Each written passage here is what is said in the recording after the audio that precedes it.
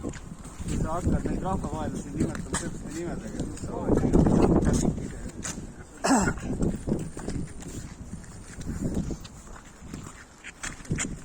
Balti keegi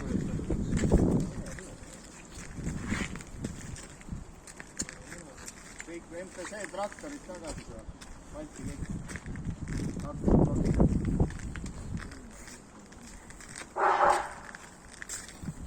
kes teist need XX on? XX kiired? Kes seda esindab? Ligu 23 august. No nii, tervist arvatud sõbrad. Oleme jälle nüüd aastaid hiljem tagasi. Kui aastal seisime siin seaduse eelnõu 347 SE vastu, siis täna me seisame siin seaduse eelnõu 536 SE, mis on see täpselt seesama NETS-seadus. Loen teile kõigepealt ette MTÜ Ühinenud Meedikud ja Teadlased. Nad on väga kriitiliselt välja öelnud, et praegune seaduse eelnõu, mis läheb täna esimesele lugemisele, tuleb täielikult peatada.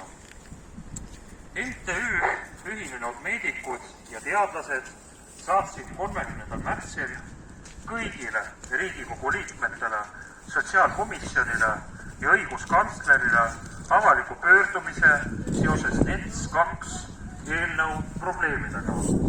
Näiteks nähtub dokumendist, et uue seaduse eelnõu kohaselt võiks tulevikus inimesi karantiini jätta kuni 30 päevaks ja seda isegi mitte ainult positiivse testi korral, vaid piisab ka sellest, kui isik on nakkuskahtlane. Eelnõu täisteksti leiate Riigikogu lehelt ja selleks eelnõuks on 536 SE. Avaldame meedikute ja teadlaste pöördumise täiskujul. Avalik pöördumine kõikidele Riigikogu liikmetele, mis saadeti välja 30. märtsil 2022. Nakkushaiguste ennetamise ja tõrje seaduse NETS muutmise ning sellega seonduvalt teiste seaduste muutmise seadus 536 SE. Probleemistik ning esitatud kujul menetlemise tagasilükkamise vajadus. Lugupeetud Riigikogu liige, NETS 2 ehk 530 SE jõuab Riigikogus esimesele lugemisele täna 6. aprillil. Meile teeb muret praeguse seaduse liiga kiire muutmine. Järgnevatele punktidele baseerudes teeme ettepaneku antud seaduse eelnõu tagasi võtta ja uuesti läbi töötada, arvestades Eesti rahva tervise kõiki aspekte ning põhiõigusi. Kokkuvõtte probleempunktidest. Punkt 1. Vastupidiselt Riigikohtu soovitusele suurendada koroonakriisis parlamendi rolli ning rakendavate meetmete läbipaistvust on eelnõu järgi otsustusprotsessist Riigikogu täiskogu täiesti välja jäetud. Punkt 2. Põhiseadusest kinnipidamine on eriti oluline just kriiside ajal. Kõik nakkushaiguse ennetus ja tõrjemeetmed peavad jääma kooskõlla eelkõige põhiseadusega. Punkt 3. Definitsioonid on mitmeti tõlgendavad ja segased. Ilma mõõdetavate piirväärtusteta, mille tulemuseks võivad olla otsustusvead. Ebaproportsionaalselt määratud ennetus- ja tõrjemeetmed on otseseks ohuks riigi elanike vaimsele ja füüsilisele tervisele ning riigi majandusele. Punkt 4. NETS-i muudatused ei saa lähtuda ainult COVIDist, vaid peaksid arvesse võtma ka kõiki teisi ohtlikke nakkushaigusi. Punkt 5. Iga ohtliku nakkushaiguse ennetus- ja tõrjemeetmed peavad läbima riskianalüüsi nii haiguse kui määratud meetmete mõju arvesse võttes. Punkt 6. NETS-i koostamine vajab kõrgel tasemel asjatundlikkust nii epidemioloogias, viroloogias, infektsioonihaigustes kui ka mikrobioloogias. Teeme ettepaneku kutsuda kokku vastavasisuline seminar ehk siis töörühm, kus on võrdses proportsioonis esindatud Riigikogu erakondade ülesed volitatud poliitikud kui ka eksperdid, kes võrdsetes õigustes osalevad lahenduse otsimisel. Probleemistik, millele juhime teie tähelepanu. Punkt 1. Nimetatud seaduse kontekstis tuleb eelistada olulistes küsimustes parlamendi otsustusõigust, kuna kavandatavad piirangud ja meetmed sekkuvad otseselt kodanike põhiõiguste sfääri.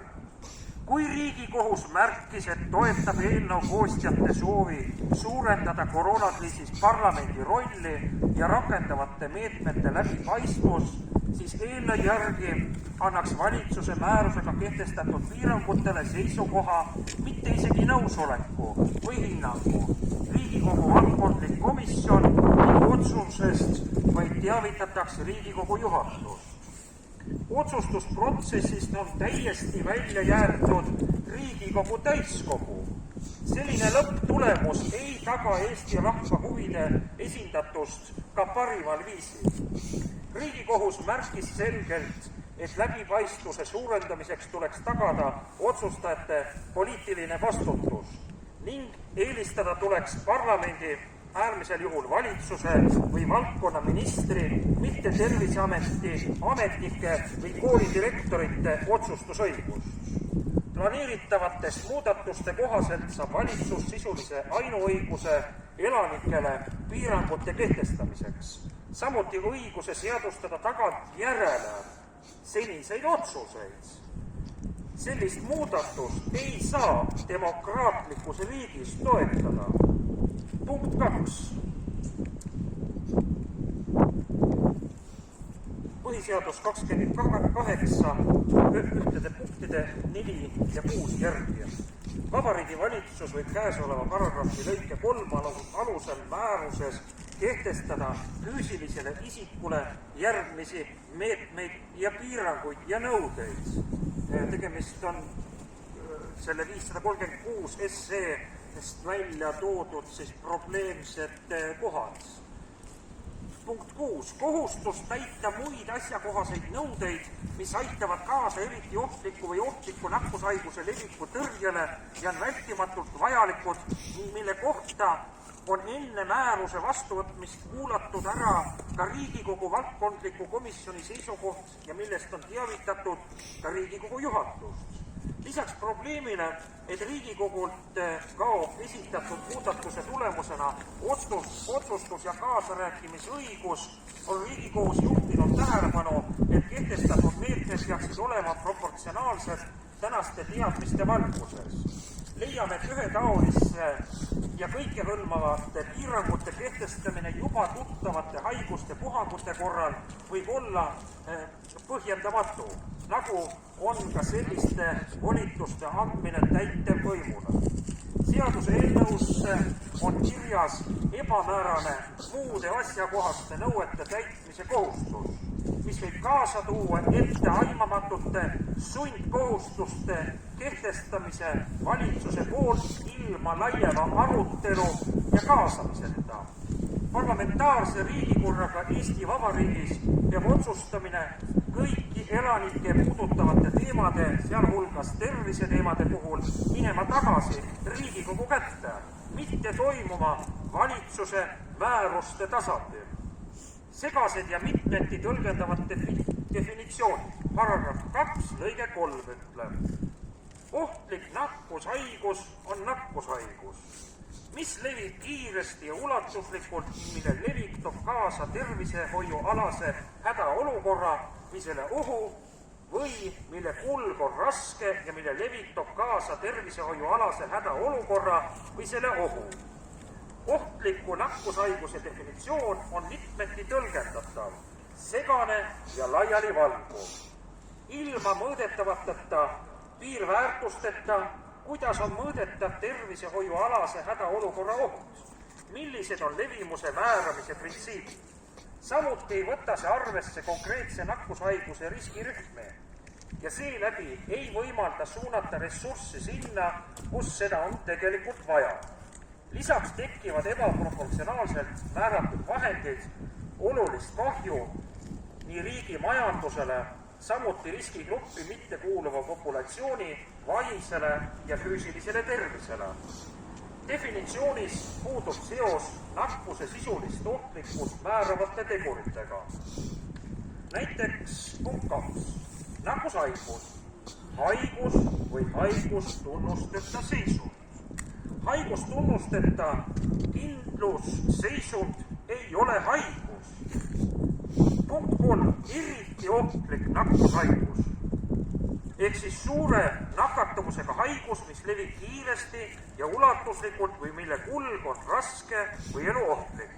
Käesoleva seaduse tähenduses on eriti ohtlikud nakkushaigused, milleks on katk, koolera, kollapalavik, viiruslikud hemorraagilised palavikud ja tuberkuloos.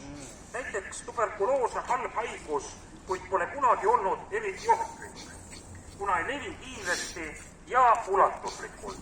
See haigus on tugevalt seotud populatsiooni sotsiaalmajandusliku olukorraga. Eestis on tuberkuloos ammu kontrolli all ja ravitav ilma erilise epideemia tõrje ja meetmeteta. Ohtliku nakkushaiguse definitsioon peab olema seotud nakkusesse haigestumise lihtsalt PCR pluss test ei näita haigestumist ja levimust ja suremusnäitajaga nakkusest põhjustatud surmad vastasel juhul võivad klassifitseeruda ohtlikuks nakkushaiguseks. Ka iga-aastaselt meie kliimavöötmes ulatuslikult levivad ülemiste hingamisteede nakkushaigused, nagu selleks on gripp, paragripp, RSV, adeno ja teised viirused. Eelnõu sätestab paragrahv 27. osas. Vabariigi Valitsus võib määrusega kehtestada karantiini konkreetse eriti ohtliku või ohtliku nakkushaiguse kohta, sealhulgas määrata isikutele kohaldatava karantiinis viibimise perioodi. Antudes punktides on valitsusel liiga lai otsustusõigus. Selle põhjal saab valitsus karantiini ja piiranguid kehtestada ka suhteliselt kergete sümptomitega kulgeva nakkushaiguse või proportsionaalselt madala suremusega nakkushaiguse korral. Lisaks ajalimiiti pole ka määratud. Paragrahv 28 punkt 1. Eriti ohtliku nakkushaiguse epideemilise leviku tõrje kohustus teha terviseuuring, sealhulgas anda analüüs eriti ohtliku või ohtliku nakkushaiguse tuvastamiseks. Ilma haigussümptomiteta tervet inimest ei tohi allutada sunduslikele tervisele uuringutele.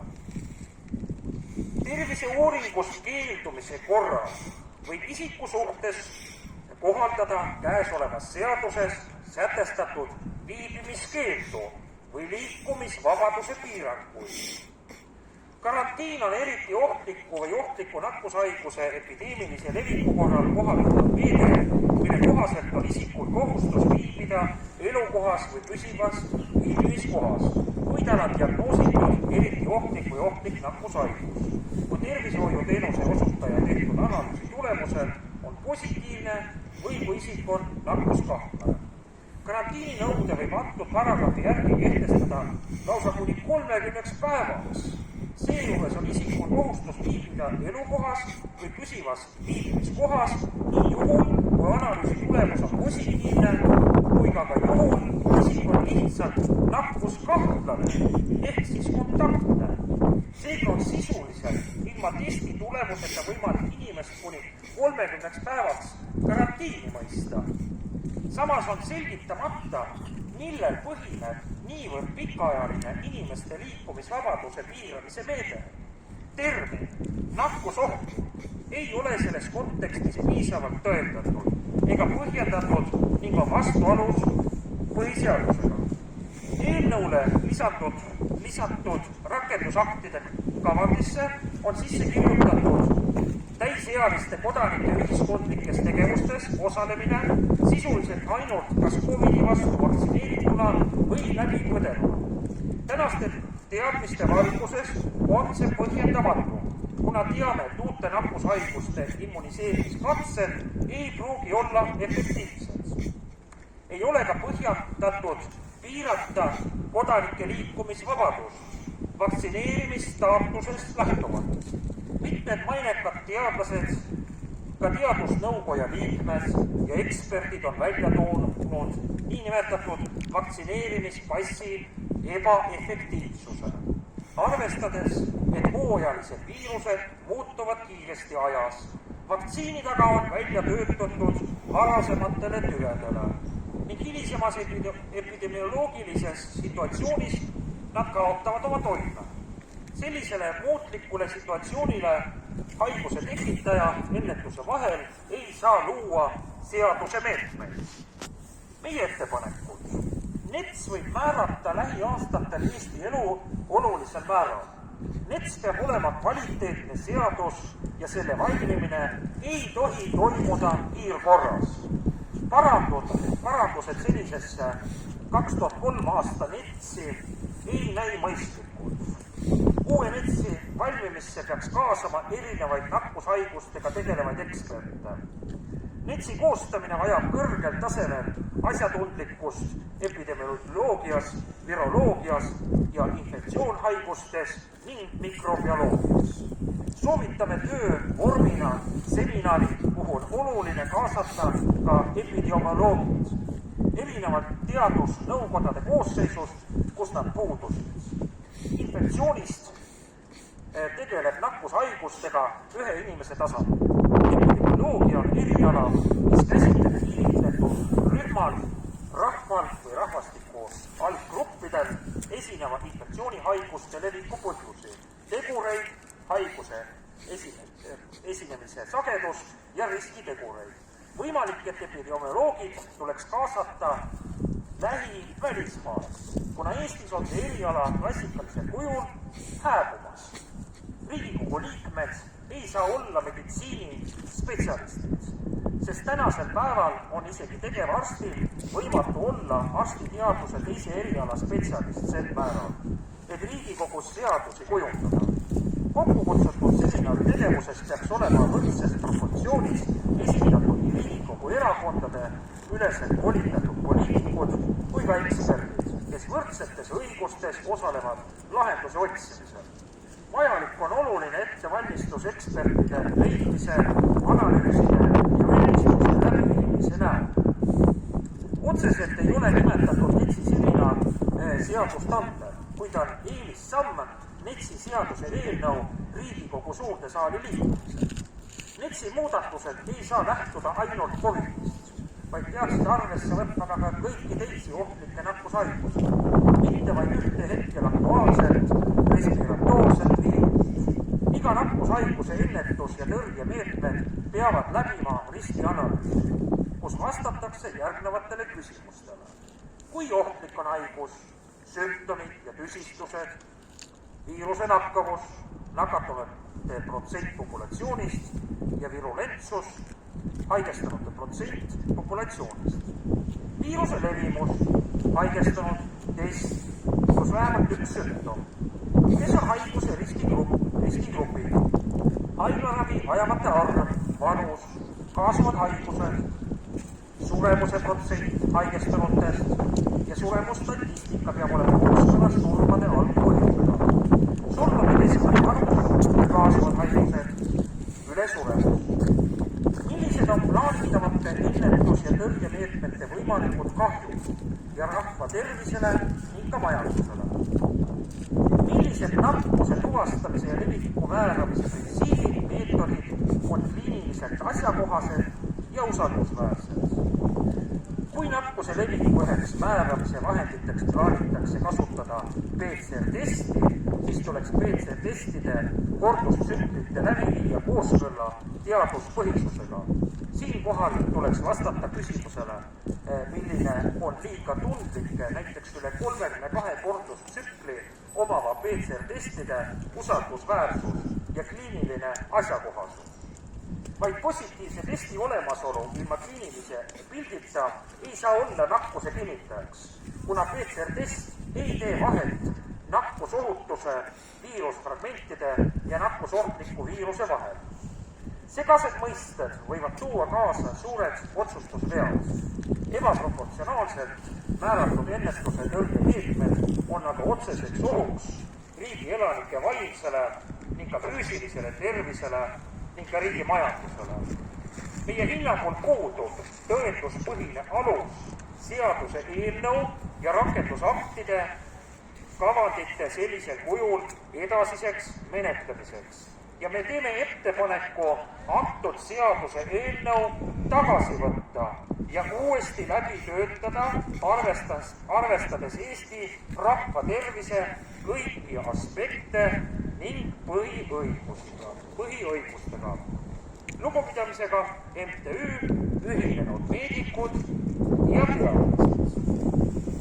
Minu enda isiklik seisukoht on see, kui me siin kogu aeg räägime, et me oleme demokraatlik riik, justkui põhiseaduse järgi, rahvas on kõrgema võimu kandja, siis kuidas saab olla selline asi võimalik, et siin suletud uste taga on 101 liiget,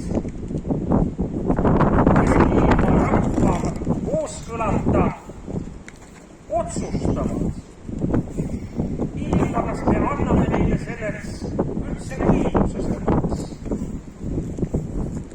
Ma arvan, et Riigikogu peaks rohkem hakkama rahvaga suhtlema, enne kui nad hakkavad üldse mingisuguseid seaduse vastu võtma. Tuleks pöörduda rahva poole ja küsida nende arvamust, mida nemad sellest arvavad. Ma arvan, et meid on tegelikult väga palju. Jah, meid täna võib-olla tundub, et meid on siin vähe, aga tegelikult me keegi ei taha minna tagasi sellesse õudusunenägusse, kus me olime juba 2 aastat. Ma väga loodan, et need 2 aasta tagused sündmused jäävad mineviku raamidesse ja see türannia ei saabu enam iialgi meie riiki tagasi. Igal inimesel peab säilima oma enda vaba tahe, oma enda otsustusõigus ja vastutus oma enda tervise eest. Me ei ole mitte kellegi hooljamas.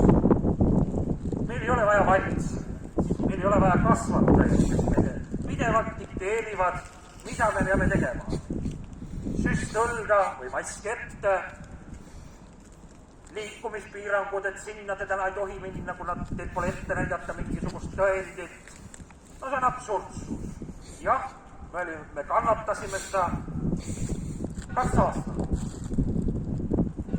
Põhiseadus justkui ütleb, et kedagi ei tohi diskrimineerida. Aga meie, kes me ei ole läinud seda teed ja ei ole usaldanud neid eksperimentaalseid vaktsiine, me ei saanud väga paljudes kohtades käia, sest me ei usaldanud seda praegust režiimi. Ja me ei kavatseks seda usaldada.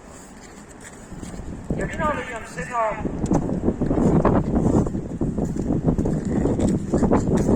et sellist valitsust,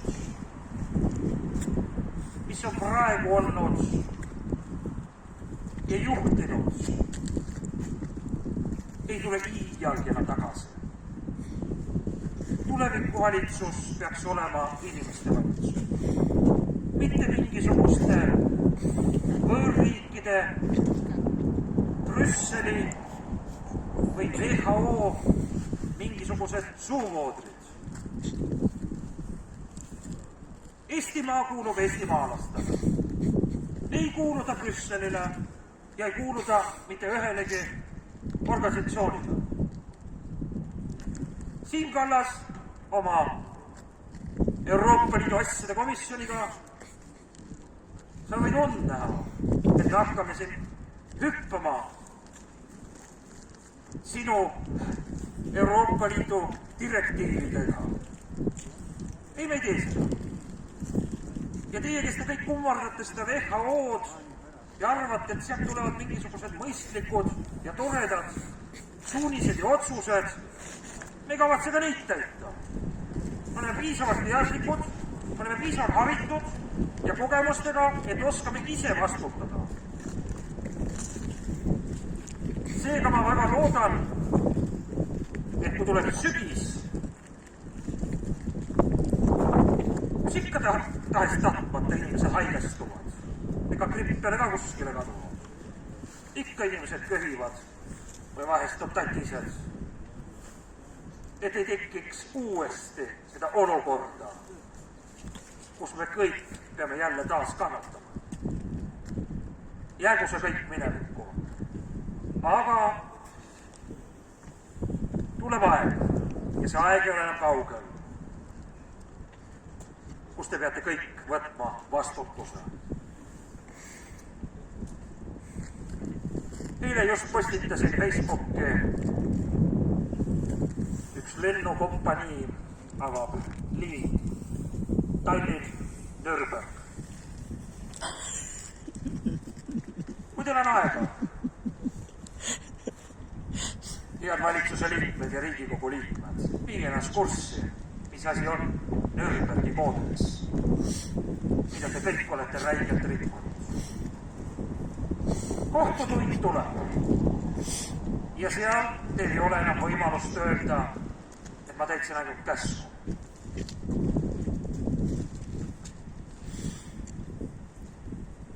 Tänane koosviibimine ei jää viimaseks. Me tuleme veel siia tagasi. Süvariik ja siin on nukuvalitsus.